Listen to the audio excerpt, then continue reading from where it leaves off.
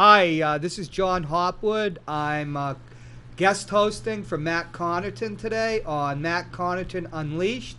And our guest today is State Rep Joseph LaChance. Hey, thank you for having me on. I appreciate it. The controversial Joseph LaChance. Well, recently it's even gotten worse. And we invite everybody to call in at 413-0223.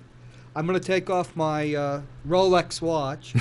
I was out in California, and I was closing down my old safe deposit box in Carmel by the Sea. Clint Eastwood's hometown. Nice. And the People's Republic out there.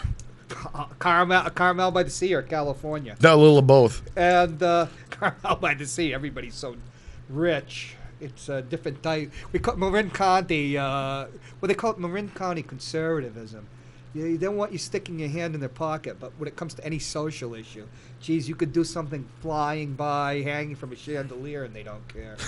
But this was my father's Rolex. It's older than me. Very nice. It still keeps great time. And we got to show you something, which I always love to do. I got my Donald Trump tie, which I think is very fitting because we're going to talk about the presidential primary a bit. Isn't this a dandy? First of all, John, can you come in, zoom in on this? Donald J. Trump. Donald J. Trump. I think it's even got his coat of arms here. Isn't that amazing? Beautiful. I didn't know that. Beautiful. Trump, I think, and oh, John, a little more. We got to get this. I bought this on eBay. I got it for a good price. No, we don't need Joe LaChance. See that? You know, I hate it was advertised. That's the blood of somebody that tried to get over the border, Joe. If Donald Trump wins the Republican nomination, this is going to auction. You might make some money on that one. Geez, after Wyndham, there wasn't many people. I hear that he didn't have a full house in Wyndham, and that used to be called Glenn Beck territory. You know, the 9/12 movement was strong down there. What do you take about Donald Trump? I'm having a little fun with Trump. You were on my show earlier, just the prior hour, and did we talk on the show or did we talk before? You know, from 1999, when Bill Clinton was more popular than Dwight Eisenhower, through 2009, he was a pro-choice liberal who wanted to tax the rich. And my father was a siding salesman. You know, he sold home improvements. He always said he got this watch in a poker game, which is probably true. Mm-hmm. And he sold aluminum siding, then vinyl siding. I actually spent a summer after I graduated from Boston University out there, knocking on doors, and I just can I sell you some I vinyl just couldn't siding? believe anybody would buy this stuff, particularly the vinyl siding, and at the prices my father would generously offer them. And one of the siding salesmen, by the way, Rodney Dangerfield was the patron saint of all siding salesmen because he had been a sider or a tin man. He'd owned his own joint in Long Island, and then at a certain age he said, hell with this, and he went on the road because he'd always wanted to be a comedian. And so he'd come through places like Albany, when my father lived there, and he'd get together. This was before he became, you know, in the movies and stuff, and they'd drink together and everything and have a good time. But somebody that knew my father was saying, geez, I was just talking to somebody. They say Donald Trump's got the soul of a siding salesman. Oh, I didn't mean to insult you. He says, oh, no, I feel the same thing. When I hear Donald Trump speak, I think my father was better at it, but of course he wasn't a politician. And I don't think Donald Trump's much of a politician either. But I have a hard time people actually believing anything that comes out of his mouth. For me, he's a real estate hustler from New York. And what do you think about Donald Trump, and why was, you know, he had 8,000 people in Lowell, but in Wyndham, New Hampshire, which should be prime territory for Mr. Trump, he didn't even have a full house. What do you think of the interesting thing about Donald Trump and actually Bernie Sanders, let's put them both in the same category. Listen, I don't dislike Donald Trump per se. I think he's a great businessman. I think he's a smart man. I think he's a great entertainer. I think he is a great entertainer. And I think what we have here now is we have a very upset electorate. on both sides. You have the typical Republican and the typical Democrat going, really, again? Are we going to have another Bush? Are we going to have another Clinton? John, could we see a picture of little Jebby? You know, is that what's going to happen? And I'm not sure. That's 8. I'm not sure. Mine's still there. I'm not sure it's going to happen. Yeah. And Donald Trump is he's forcing us to talk about some very uncomfortable. Oh, there we go. Jebby, little Jebby, I love it. Little Jebby's at 3% nationally, and they basically, And my man Rand Paul a little higher than that. Wall Street Journal said with that PAC money, he blew through already $50 to $60 million. He's being kept alive by a super PAC. But I saw him at St. A's, and I thought he was going to be a contender. But if you would have asked me a year and a half ago, where would we be where we are right now, I'd have said no, and I think you would have said it. You wouldn't have believed it. Do you really think that is it his brother that people? You said people are sick. You don't want another Bush. You don't want another Clinton. You don't want and we've had 2 Bushes presidents. You know, is that it? You know, listen. What happened to Jeb Bush? How long has Hillary Clinton been in the limelight? 35, 40 years. Are we finally sick of it?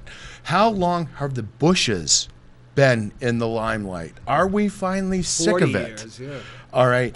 So when you start looking at that and you start seeing Donald Trump saying, because I think there's a lot, listen, do I ever think we're going to build a wall and get Mexico to pay for it? Come on, no, but it's getting people to talk about it. Do I think, some of the stuff that he says is said with a grain of salt? Absolutely, but it's to get ratings. That's what he does. Exactly. That's what he does, and he's got. Personally, I'm not a Donald Trump supporter. I'm on record. I stand with Rand Paul.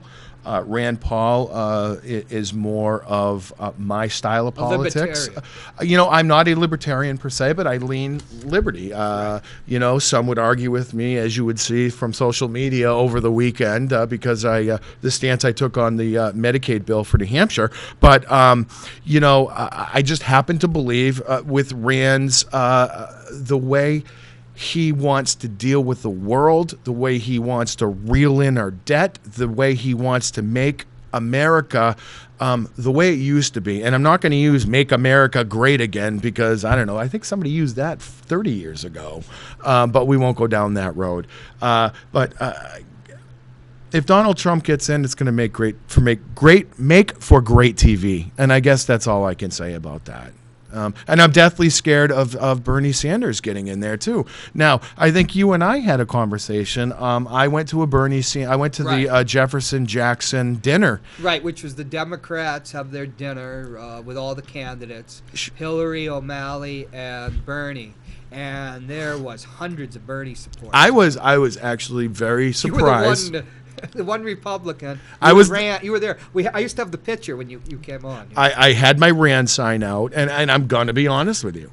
The Hillary people were nasty.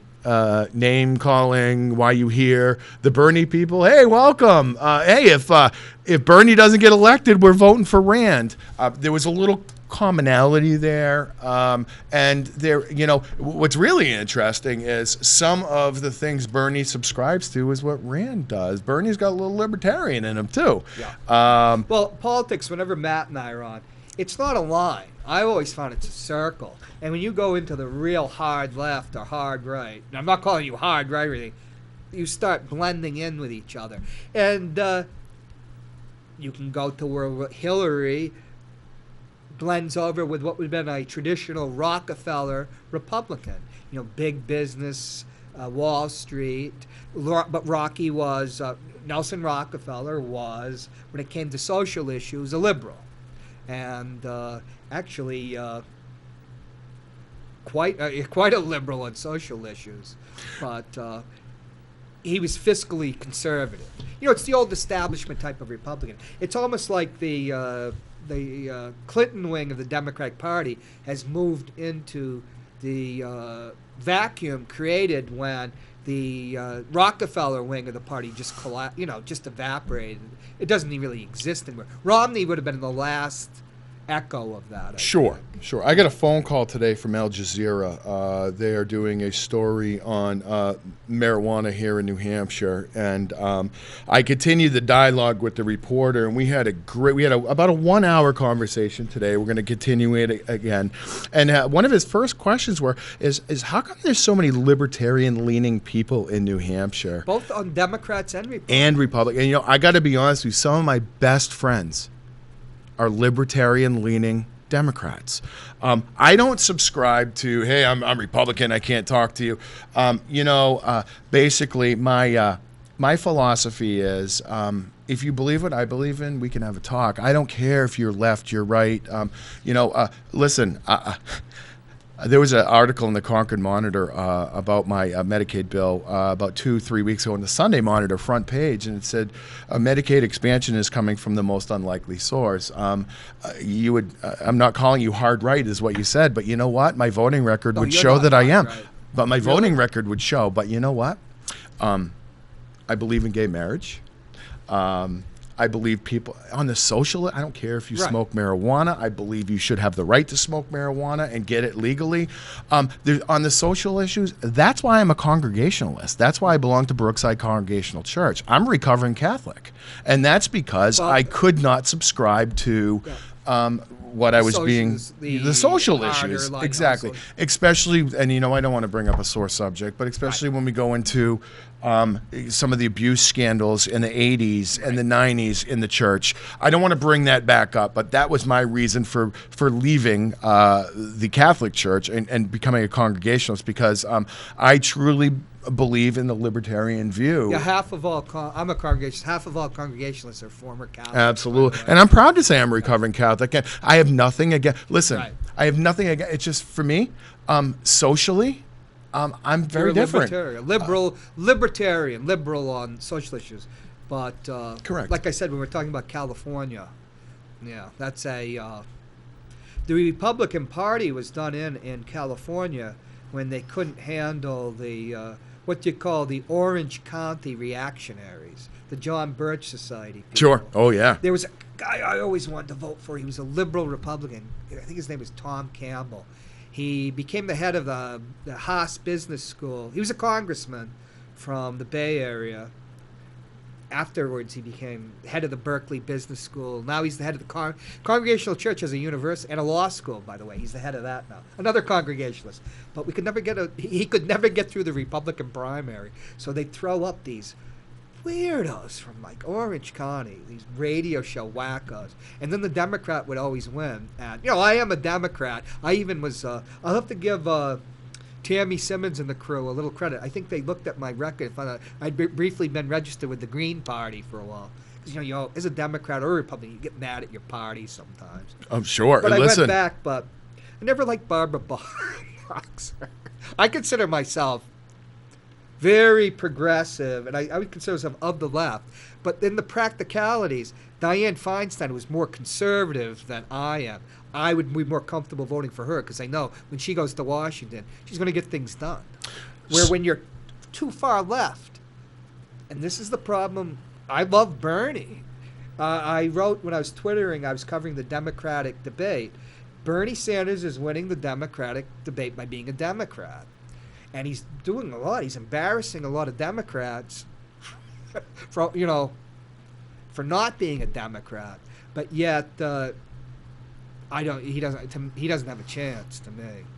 I think nationally, I think you might be right. However, it's going to be very interesting. I think he's going to win New Hampshire. I think you were going to say that. Right. I believe he's going to win New Hampshire. Unless Hillary brings her game up. If he pulls off an upset in Iowa. Well, I think he's going to win Iowa, isn't he? And he pulls. It's pulling closer and closer. I guess my point. Forget the upset. If he pulls a win in Iowa and he pulls a win in New Hampshire, Hillary's got to be nervous. Yeah, but you got to see this, Joe. Everybody tries to say like Bernie is ahead of Obama at this point. At this point, Obama's entire career, he had two angels, in fact. Well, three. One of them was Warren Buffett. The other was, who was his attorney general? It's not coming to Eric Holder. Yes. Eric Holder was the assistant attorney general under Bill Clinton. Then he became his attorney general. Afterwards, Holder went on the board of the Union Bank of Switzerland, North America, the biggest bank of the world, the North American operation. And the president of UBS North America is Robert Wolf. Robert Wolf financed a guy named Barry Obama's career from Illinois on. Here's a guy that's representing European banks, the biggest banks. Then you have Warren Buffett, and you have somebody like Eric, Holder. Bernie doesn't have that type of firepower. Robert Wolf is so powerful that when Joe Biden was making his pitch that he was going to try to run, and I was talking to my friends in Washington and places, Hillary already had all the contributors. Biden didn't have a prayer. Who was the last one he went to? Robert Wolf of UBS North America. And he said, no, I'm with Hillary. So that's Joe can't run without money. Now, it's amazing. We had Mark McKenzie, President of Emeritus of the New Hampshire AFL-CIO on, talking about, I couldn't believe it. Bernie's has raised $72 million. But Jesus, the campaigns now, the one in 2008, or 2004, I think was $2 billion, whatever it was in 2008 and 2012. You have to be vetted, Wall Street and the European banks, everybody had already vetted Obama. He didn't come out of nowhere. He might have been a blank slate, which in some ways he still is, but he was already vetted by some of the most powerful people.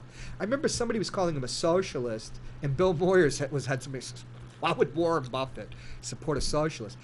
Bernie actually is a socialist. My father lived in Burlington, Vermont in 1974. He ran as a socialist for Congress in 74. And this is the media. If he ever got close or got the nomination, oh my God, oh my Lord, Bernie Sanders really is a socialist. He's not a Democrat. It's all, the media here, it's all like games. When I was at the Democratic debate, there was some people from Sweden who were talking about the parliamentary system. But the Europeans love to come here because, the party picks the leader. Oh, absolutely. And it's got to be somebody like, in our times, somebody like James Baker, who was brilliant, would have been prime minister, not Bush. I think somebody like Bill Clinton, who's very bright, would have been a prime minister. But it's a different type of system. But they love it because you don't get to pick the leader. And it's also a circus. When you meet people from Europe and everything, they know it's kind of crazy, but they love it. Right. But we live in this type of circus. And part of the circus is now is, nobody really, they always talk about Bernie as a Democrat, but he's not. So there's an interesting thing. I was covering Chelsea Clinton, and they had a person, obviously a Bernie supporter, I got to ask the last question, talking about free college tuition for everybody. And she said, well, my mother, free tuition for if you're at a certain income level. And then Chelsea, who's a very bright person, and she's a charming person, she nailed him, said, everything that Bernie's promised so far is costing $19 trillion. Where are we going to get the money? So there'll be a reckoning. I think you have to agree. I love Bernie. You can make promises till the moon turns blue, but when it comes time to write the check, how do you work with a Republican Congress if you're Bernie Sanders? The Clintons are always been criticized because they got a minimum wage bill for a Republican Congress. So I need to turn the question around on you now. What? How do you work with a socialist president if you're a Republican Congress? It's the same question you asked me, but this is where we need to find commonality. Listen, I think I just don't think Bernie's got the. You're talking about. He could Iowa and New Hampshire. Then you get to South Carolina. Then you come in Hillary country. Right, and then The South it usually goes some of it more liberal, and they will go for Hillary. I still think nationwide Hillary's got it. Oh yeah, 2008, David Axelrod, who was the campaign manager for Obama. He's now like the lobbying head of Uber and doing a great job, much to the irritation of a lot of people. But I have to say, Uber's probably one of the greatest innovations, Airbnb, and the best free market thing that we've got going in this. Hey, I'm not arguing with Uber anymore. It'd be like arguing against war or icebergs or whatever. But because Axelrod's a genius, but everybody says, well, Obama won because he managed to harness social media and all that. No, Axelrod knew Hillary Clinton, and she blew through all their money before Super Tuesday, and from Super Tuesday on, she went to her strength again. Southern and Western states, and she didn't have the money. And by that time, Obama had the legs, and then he really started getting money coming in. Right. But he'd already been vetted by Wall Street. It's, I don't know. I don't know, because I do think Bernie has the ability to win the primary, though. Because New Hampshire, like you said, well, we're libertarian leaning. Bernie does have a certain. It's funny to talk about a socialist. Let you do some talking. Well, I got to be honest. To talk about a socialist. I'm listening to you talk about Bernie Sanders, and I'll be honest with you. There's some certain issue with Bernie that I am in complete agreement with. That would be his policy on marijuana. I believe with the Medicaid that we have now, I mean, there's some things that you would be for a single-payer system? No, not the single-payer system. And see, that's where, remember, I go back, I know we talked about it last show. I don't think Obamacare is right. I don't think it's the right formula. When I say is right, what I mean is I think people deserve to have health insurance and access to health care. Right. I think the way we may have gone about this could be wrong. The data is still coming in, but we're in the system we're in right now. But single payer, for me, I don't think I could never support. See, I would support that, but you have to be very careful. Sure. I mean, because look at Canada. I mean, they come down to Chicago. They'll come over the border to come. What happened? It used to be General Motors family, except my stepmother was an executive. People used to get Health Canada cards and go up to Ontario, sneak up there. But we bankrupted Canada with the North America Free Trade Agreement. So one of the things they cut back was their health care system. And so then they started coming down here. So that's why I mean, you've got to be careful. It's got to be, if you don't finance the thing. In England, the national health care system, being involved but France and Germany, I don't know if you're still in Germany, it works there. But it works in Germany because the Germans. How the French can pull it off, I'm part French too, John. Me too. I love Quebec. Hey. I think. But what about Rand? Let's go Rand. What about Rand? As a fellow veteran, as you are as well. I support the Paul's foreign policy. Definitely. Ron Paul. As a veteran, I look at war a little differently, and I think you do as well. And until you're actually been issued a gun or a weapon and your live ammunition and you're on a plane heading somewhere, you don't know where you're going and what's going to happen. We make it look kind of glamorous on TV, but our war machine is nothing more than a money machine, and there's a debt machine. There's a certain segment of in our political spectrum, and much like we have a prison machine, everything's an industry. But there is a war industry, and I am all for, listen, we need to protect our borders. I get it. We need to watch people coming in. Oh, yeah. We need to protect ourselves and take care of our debt, because I truly believe our biggest crisis that we are going to face in our lifetime is that debt, the $22 trillion in another year that we're going to have. And if we're going to talk about 20 trillion, 22 trillion, what are our children or our grandchildren going to be faced with? And I really do think that's the biggest thing. So I think, going to war, knowing now, I was in during the Gulf War. I believe you were as well, the first one. Just missed it. They were wanting me to get ready, but it was over. Boom. I was stationed at 25th Infantry. We got sent to Thailand. It's always the luck of the draw. In theater, tanks never went into Baghdad, so I was a light infantry guy. So fortunately, I never got to see combat. But you have seen the human toll. I do up at the veterans. I've seen the human toll. Yeah. I've seen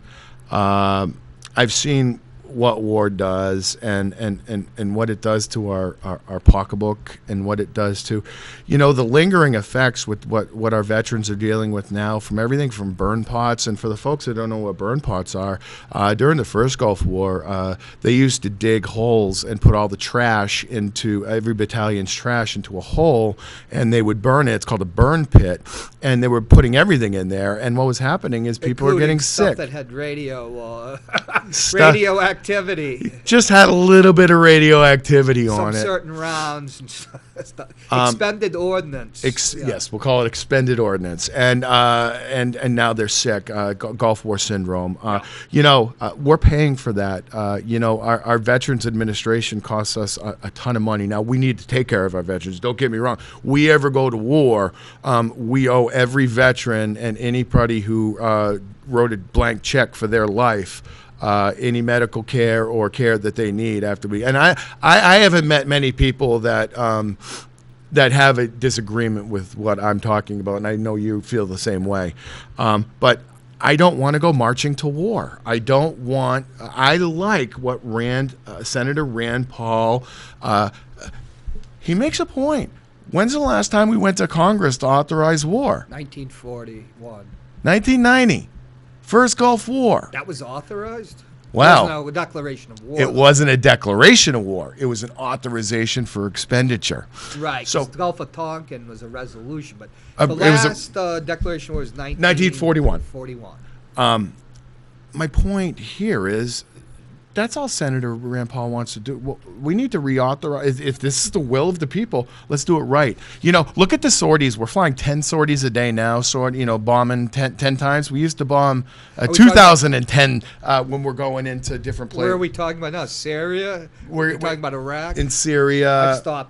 I stopped watching the news when this foolishness about Syria started. When you read Al Jazeera, Al Jazeera, I always say it's funny that the Arab, they won't give the news to their own people, but Al Jazeera you can get a lot of good news out of. You always have to parse things. Absolutely, and, with almost every media outlet. But there's pretty good evidence if you read the media outside the United States that Turkey, a NATO ally, is actually giving tons. And that's how they don't use gallons, tons of oil to ISIL. They're Wahhabis. Saudi Arabia is, guess what? They're Wahhabis. That's the Deobandis were in Afghanistan. They are related to Wahhabis, and they were Al Qaeda.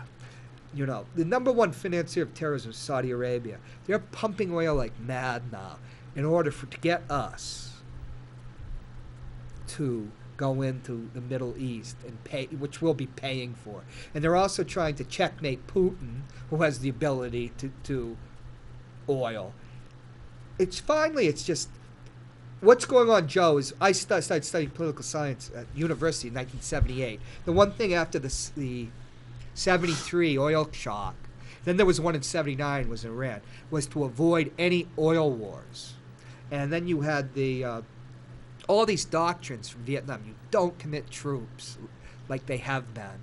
And, geez, it's just a nightmare. When I was at the debate, Hillary Clinton said she's going to have a no-fly zone in Syria, and one of the people said, you say you're going to shoot down a Russian warplane? Now, my friend Mike, who's been on the show, just left Ukraine. I knew him from MI. And he would make that must have been an interesting he'd make trip. you look like a Bernie Sanders supporter. But, he's, from his worldview and experience, he's a realist. He's like, Jesus, you shoot down a Russian warplane, World War III. But you did it by proxy with Turkey. There's all these things going on there. It's just a nightmare, a Vietnamish like nightmare. And what the hell are we doing there? And really, that's why Ron Paul back 4 years ago, his policy. What did George Washington tell us, John? Stay out of foreign entanglements. Get out. Yeah. Listen. I supported George Bush when he went to war because George W. I believed the intel. Well, you got hoodwinked. I truly believed the intel.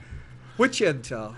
they. Are we talking about George H.W.? We are talking And, the original Iraqi Persian invasion. Gulf War. Yes. Oh yeah, that's. I thought you meant. All right. The recent, the more recent. You know. Sons War.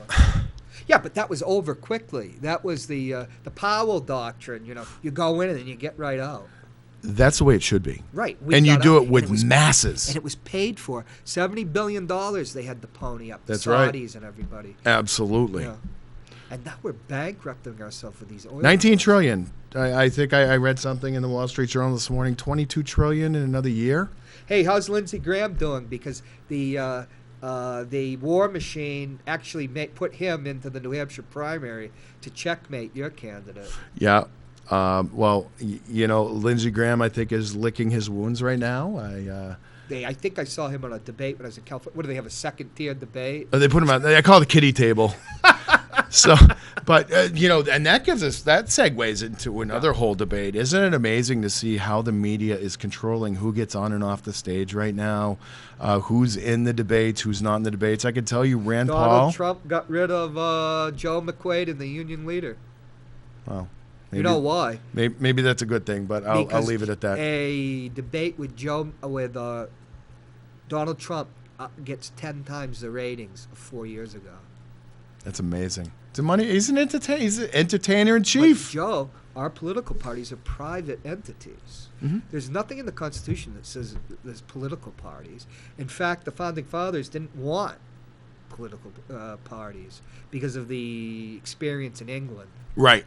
And, which is interesting because we can look at they wanted if you want a no-party state, you want a one-party state. It didn't work out too well. The election of 1800 was all bollocksed up. So, but people generally don't understand, I think, our system. Hey, have you ever met somebody that actually voted directly for the President of the United States? That voted directly for?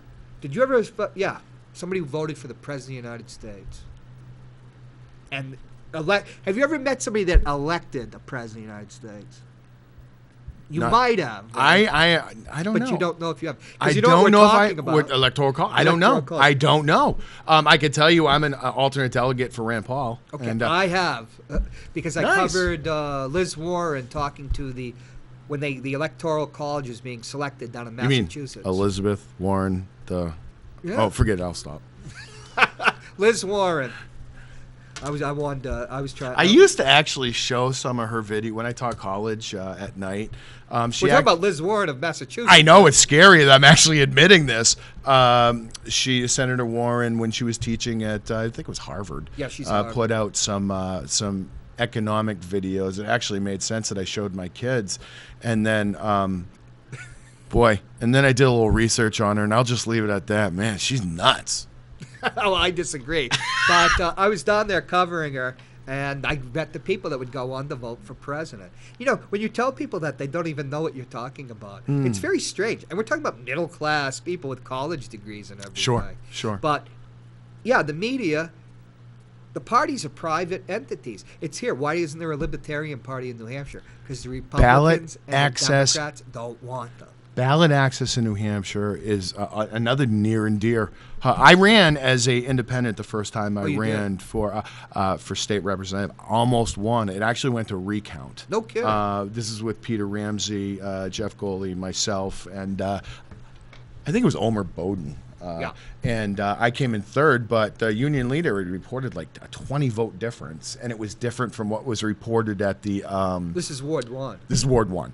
So I did call for a recall. Now, recount. They found 200 votes, but it wasn't in my favor. But it just goes to show you when it is close. It was a tallying error. It did go into Peter Ramsey's favor. Right. I did lose fair and square. But my point for bringing this out was I had to jump through hoops to run as an independent. I had to get signatures. I want to say 200. I want to say I think it was more than that. It was a significant amount. 5% of the people. It's either the voters, registered voters. In my ward, I believe for me, because the Libertarian Party had standing, I want to say it was 250 signatures that I had to get. And frankly, I'll tell you right now, I'm contemplating running. If I decide to run again for the state legislature, I'm contemplating on running as an independent because maybe that's where I need to be. You don't want to lose you in the. The thing is, they have the resources, unless the Republicans are going to box you out. As a Democrat, I had to pay us $2. And I got to run. But the thing is, in Vermont, they've got multiple parties. And they only have 150 seats. You'd figure at a legislature with 400, you could have a few parties. But, we have one independent up there, I believe, in the remember, House of Reps right now. I got to be honest with you. There's something very intriguing to me for being an independent. I lean libertarian. I vote Republican, but I'm not afraid to cross that aisle for the right thing. Some might say I'd sell out or whatever. I would argue with you. I stand on my record. I stand on. I care about people and humanity. And if somebody has a problem with us taking some federal money for expended Medicare for another couple years, then that's fine. If that costs me my office, so is that what I don't care. Let's talk about that. Sure. Democrats call it expanded Medicaid. What's the bill? So I proposed a bill this session. It's called the New Hampshire Health Protection Program. It's House Bill 1696. And basically what it does, in a nutshell, I saw that there was a bill to continue Medicare indefinitely, Medicaid expansion on the Democrat side. And I'm not sure, I'm not a huge supporter of Obamacare because I think fundamentally it's flawed from the federal level, but we can't control in the state what we can either say we're not going to take your money or not. Now it's sunsetted. That was the original deal. We got 100% paid Medicaid, and now it's going to be 90%. It'll eventually go down to 90. So basically, when you look at the type of money we're getting, so it goes from 100, isn't it 95 the next time? And then it eventually gradually goes down, and then baseline's at 90. 90. It'll never go below 90. So I said to myself. For the folks that don't know me, I serve on the Elliott Hospital Board of Directors. I'm on that board. It's a non-paid board. It's a nonprofit board. I sit there via my church, so I'm there for the right reasons. And I started watching our uncompensated care. I started watching our emergency room visits. I started watching people getting health care that have never had it before, or either were costing the health care consumer more. So I said, well, we get 70 cents on a dollar from the feds. For every $1 that we send the federal government, New Hampshire only gets 70 cents back. And as you and I have talked in the past, places like Alaska, Arizona, they get crazy amounts of money back. Arizona $3.40, and Alaska is $3.40, which is really an economic basket case, despite the but Arizona, which isn't exactly, gets $2.50 because even though they don't like the federal government, they're willing to milk it for anything they can get. So I said to myself, okay, somebody had filed a bill to just continue Medicaid as it is, with nothing. And I said, well, I need to offer an alternative because I don't believe in the way it is right now. We've got an awful lot of money that could come into this state. The money that could come into this state to help people who need health care, and it would also provide jobs. We're talking millions and millions of dollars. Money that we have sent to Washington. Money that we've sent. Back. So I've needed to find a way to make up that 10%. Remember, the federal government makes up 90% of the bill, and they'll pay for that. At the end. We have to make 10%. Right. I'm figuring 10 because we're almost at that 10. Oh, okay. And so we're getting there. So I said, well, why shouldn't the stakeholders have something to do with this? Why couldn't I look at who are the people that are making money from this, and how does this help our state? Well, number one, our hospitals employ people, putting food on the table for their families, and it's just bringing millions of dollars into our economy. Healthcare is the largest industry in the United States now. Absolutely. So I said, okay, if I could get the insurance companies and the hospitals to figure out a way to make up that 10% difference, and it's not going to cost the taxpayer any money other than what's Obamacare's already. And if we didn't take this money, it'd be going to Nebraska or something anyway. All right. Arizona or Alaska. We're foolish. My party is so upset. I've got people I've got people wanting to primary me. I've had a death threat. I mean, You've been attacked on social I've media. been. You've seen it. I've been attacked on social media. I'm prepared for those fights. It's okay. These folks don't realize I'm not in office to make me a 30-year politician. If I'm a one-termer and I've done my job, I feel good. If my electorate gives me a second term, I'm going to work just as hard for you as I did the first term. So I found a way to get the insurance companies and the hospitals to pay. Excellent. I don't know if they're going to agree to it. I'm hoping they're going to come to the table and realize there's a lot of money at the table. The state, I don't want any money coming out of the general fund. We pay too high property taxes as it is. Our business environment is tough as it is. We can't afford it, but we also can't afford not to have people without health insurance. I've brought forward I believe, a solution that are going to bring parties together to make this happen. It has a sunset. It'll be part of it. This will be negotiated too. But you want to bring these people to the table. Make no mistake about it, though, and I need to be very clear on this. You don't support the taxpayers. If the stakeholders do not pay for this, I will argue against my own bill. I will go in front of the entire legislature and tell them I made a mistake and we are not to vote for this, and I hope they would go with that. But I believe with the solution that I brought forward that we are going to be able to have the New Hampshire Health Protection Plan for another 3 years. I think we're going to have a sunset in 2020, and I think that's a good sunset, meaning we need to review the program again. Why wouldn't the Republicans sign on to this then if it's not going to cost? Because, I was raised in New Hampshire, and I'm 56, where, other than maybe Mel Thompson, but Republicans were basically pragmatic. They just didn't want to, and even Mel Thompson just didn't want to spend any money, or pay as you go. It was a big thing. And a lot of Democrats, too. But so why wouldn't the Republicans support this if it isn't going to cost us taxpayers? Is it ideology? It is. The word Obamacare. That is the exact reason. And this is a election year. It's an election year. It's ideology. Yep. There are some people in my party, no matter what, I don't care how you coded this, they're going to vote no. And that's where the voters need to realize we have. But the attacks, Joe, are pretty intense. It's okay. I'm just don't bring my family into it. Just don't. You can take any attack you want against me. I'm fair game. My voting record's fair game. I'm fair game. It's okay. I'm willing to talk to you.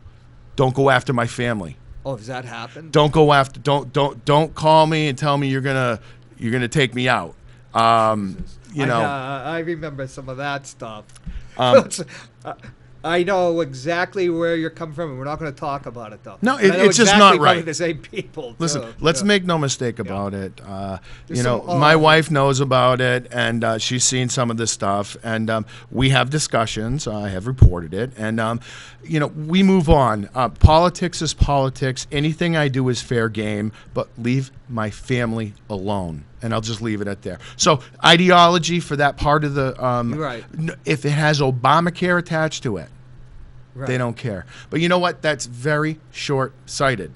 You're going to throw hundreds of millions of dollars to Nebraska, Ohio, Michigan, somewhere else, because I came up with I've got some really good co-sponsors, bipartisan co-sponsors. I have some heavy hitters that have co-sponsored my bill on both Republican and Democratic side, because my friends on the Democrat side also realize that we don't have any money. I mean, we're foolish. If we think this state is just same in Manchester, we have no money. So I'm going to offer you a solution there with it. I've read a lot of good media in the last couple of days. I got a lot of people that are very happy about this. So.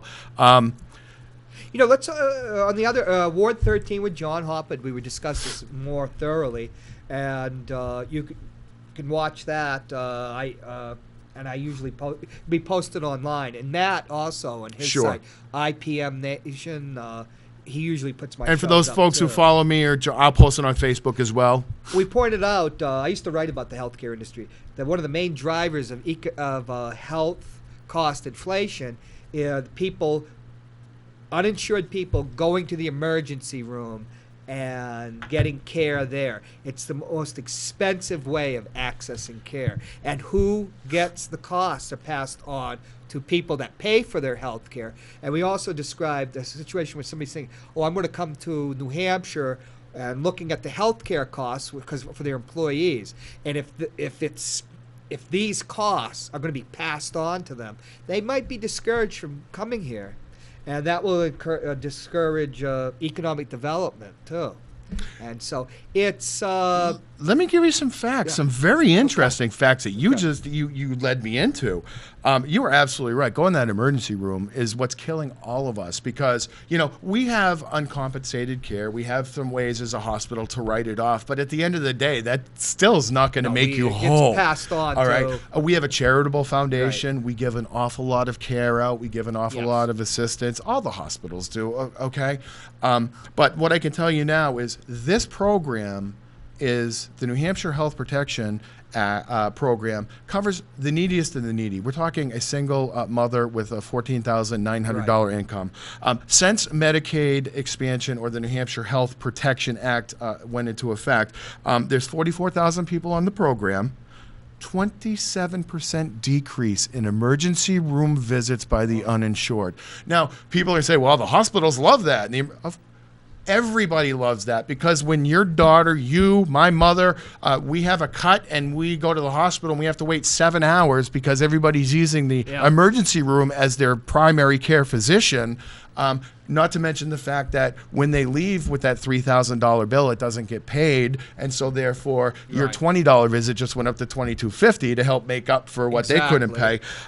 So 27% decrease, $150 million decrease in the state of New Hampshire for uncompensated care.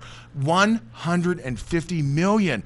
That's money that hospitals can use elsewhere to expand to help people. Geez, that's over $100 for every citizen of everybody in New Hampshire.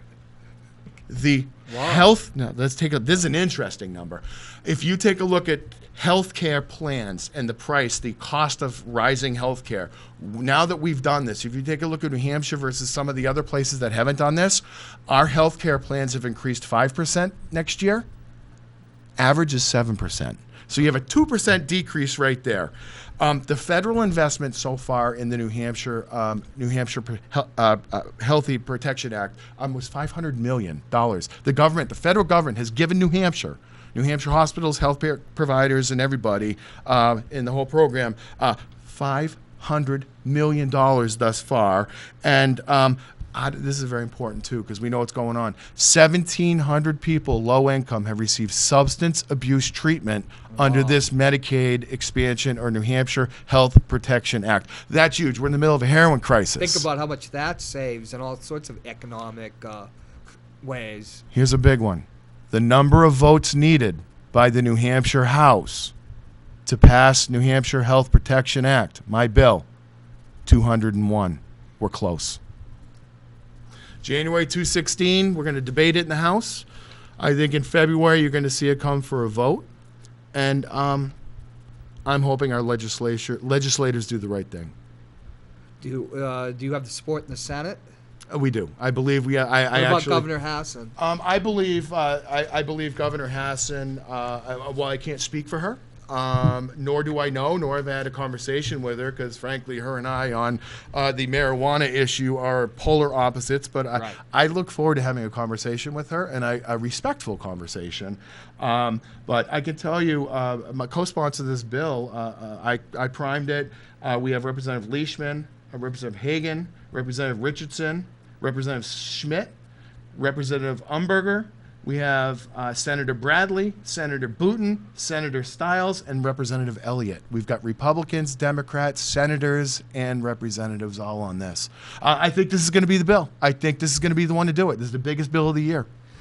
Joe, if any of the viewers want to look up this bill and maybe lobby their own, see if they like it and lobby their own rep, where should they go? So anybody can contact me. I can be reached at 370-1767. My email address, you can look it up on the legislature. If you go to NewHampshireGeneralCourt.com, you'll be able to look up your legislator. You'll be able to look up your town, who they are. And I listen, folks, if you're listening, contact your representatives.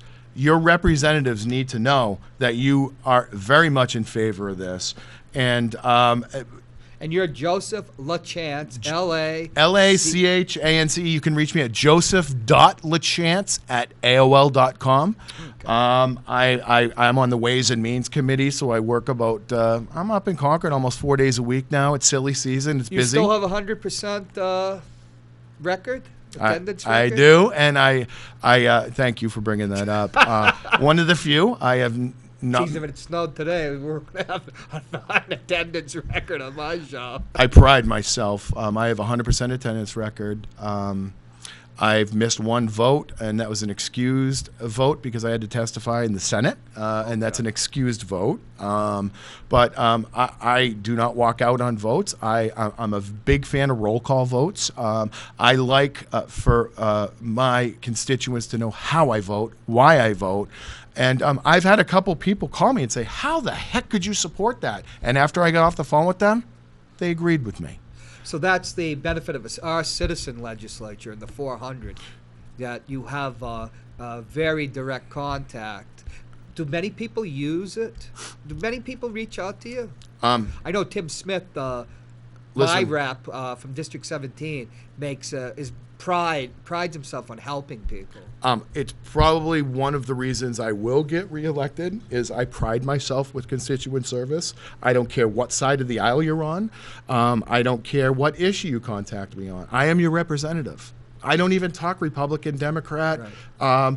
I even have sponsored bills for people this session that I don't even believe in, but there's only 424 people that can introduce legislation in this state. I happen to be one of them. If my constituent thinks a bill is important enough to be brought forward, I have a responsibility to file that bill. And the only thing I asked from that person was, I will introduce that legislation into committee. You're there to defend it. Whatever happens, happens. I'm not saying I'm going to support it. I'm not saying I'm not going to support it, but I'm going to introduce it for you because I owe that to you as your representative. Hey, Joe, we got about 5 minutes talking about Medicaid expansion and your bill. One of the I testified in Concord, was it 2 years ago, because of our veterans hospital. Many veterans just don't want to go there. A lot of women veterans have never felt part of the culture, particularly ones that were trauma, PTSD from sexual trauma, MST. And a lot of PTSD vets too, who frankly, until recently, they didn't even know how to treat PTSD as well as they do now. But a lot of them fell through the cracks. One of the I went up there to testify that a lot of these people, with the expansion, that get the insurance, are going to get better care. Veterans. Tell us about veterans. Your interest, veterans, and PTSD. And I don't think have you shown your shirt on the show? John Eric, are you there? Well, we go. We have, listen, make no mistake about it. 4 minutes now. I never realized I'd own a cannabis consulting company, but I am the owner of New Hampshire Cannabis Consulting. I am probably one of the biggest marijuana advocates in this state. I have introduced a bill to decriminalize. I've co-sponsored that bill, legalize, and one of my signature bills is to add PTSD to the medical marijuana law. Folks, if you're listening, I know we're short on time. Next week in front of Health and Human Services, on Thursday, I'll know the exact date. I am going to be bringing this bill forward to committee. I need everybody's support. We need to enhance the medical marijuana program here in New Hampshire, and we need to add post-traumatic stress disorder, not only for our veterans, but for our men and women who have suffered through traumatic injury or traumatic experiences in the past. And as we pointed out on my show, Ward 13 with Jon Hopwood, we have an opiate in our brain. We evolved with 2 drugs. There's an opioid receptor, and until I met Joe, I didn't know. There's also one for cannabis, because as you pointed out on my show in the last hour, they stopped researching that in the 1930s when marijuana was demonized.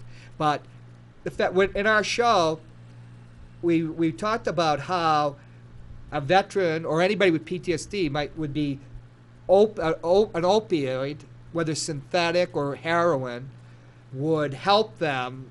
I'm not saying help them, but it helps ameliorate, lessen the pain, the psychic and psychological pain. It's better than any synthetic opioid. Right. It's better than any alcoholic beverage. Marijuana would be better.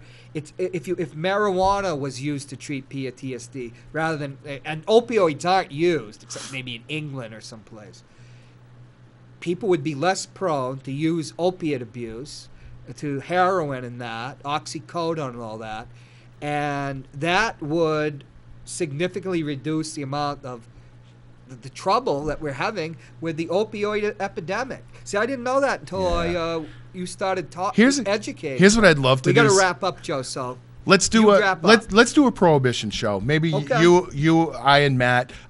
Reefer Madness is free domain now. Maybe we could show a little bit of Reefer Madness and talk about the history of marijuana and where we're going today. John, thank you so much for having me. Thank you, Joe. I appreciate we'll have you back on the show as soon as your schedule allows. Wonderful.